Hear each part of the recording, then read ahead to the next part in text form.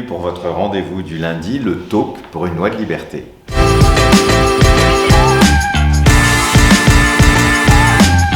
Alors, focus aujourd'hui sur le webinaire qui a eu lieu la semaine dernière avec la Mutualité Occitanie, que je voudrais encore remercier, bien sûr son président et toute la team qui a organisé merveilleusement cette réunion, et puis pour vous toutes et vous tous qui étiez très nombreux à y participer, à chatter, à donner vos idées, à poser vos questions. Ça a été évidemment l'occasion de rappeler le manque des moyens dans les hôpitaux, le manque des moyens en soins palliatifs, le fait qu'il n'y a toujours pas de plan de développement de soins palliatifs, on vous le dit quasiment toutes les semaines, et encore cette semaine, toujours pas de plan, ça fait 2 ans que ça dure, donc c'était l'occasion évidemment d'en parler, de l'inégalité que nous avons face aux soins palliatifs, l'importance des directives anticipées. On a beaucoup insisté durant ce webinaire et je voudrais encore insister auprès de vous dans les circonstances actuelles. Plus que jamais, il est important de faire vos directives anticipées. N'hésitez pas à vous rapprocher, que ce soit de vos délégués ou bien sûr de ADMD Écoute qui est bien sûr toujours ouverte malgré ce confinement. Alors, et puis enfin, mobilisez-vous. Cette loi de liberté, je pense qu'elle est accessible avec tout ce qui se passe. On voit que nous avions raison depuis très très longtemps. Donc écrivez toujours à votre député, je dirais même plus que jamais. Alors, encore un webinaire bientôt, puisque ce sera le 9 décembre. Alors, cette fois-ci, c'est encore avec la Mutualité française. On ne peut vraiment que remercier d'organiser autant de débats autour de la fin de vie, mais cette fois-ci, ce sera la Bretagne. Donc, chers amis bretons, nous serons avec vous pour ce webinaire. Mais évidemment, il est ouvert à tout le monde. Bientôt, la DMD vous enverra le lien pour à la fois y participer, c'est-à-dire à pouvoir évidemment l'écouter, mais évidemment poser des questions ou intervenir. Vous savez qu'il y a dans ces formats-là toujours la possibilité de débattre aussi par écrit, ce qui est parfois plus facile pour celles et ceux qui ont du mal souvent à poser des questions dans des réunions. Donc n'hésitez pas. Et puis aussi n'hésitez pas si vous êtes responsable d'association, si vous travaillez sur la question de la fin de vie, que vous l'organisez avec l'ADMD des webinaires.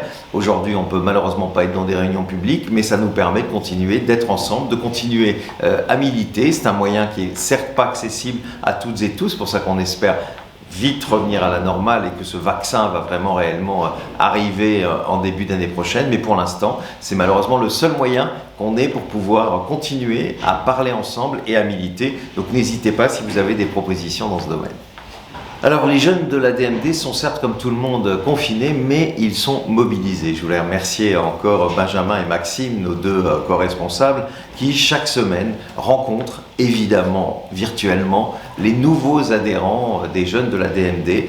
Et depuis quelques mois, il y a un afflux d'adhésion de jeunes adhérents, il faut le dire, il faut le souligner. Alors peut-être que les circonstances actuelles font prendre encore plus conscience à chacune et chacun d'entre nous, et notamment aux plus jeunes. Donc n'hésitez pas à continuer à écrire à Benjamin et à Maxime et à rejoindre les jeunes de la DMD. Je vous rappelle que c'est une cotisation spéciale, on tient compte évidemment de la difficulté quand on est plus jeune, 5 € pour être adhérent, et vous avez tous les droits. Vous êtes membre des jeunes ADMD, mais vous êtes bien sûr membre de l'ADMD et vous votez comme chacune et chacun des membres de l'ADMD.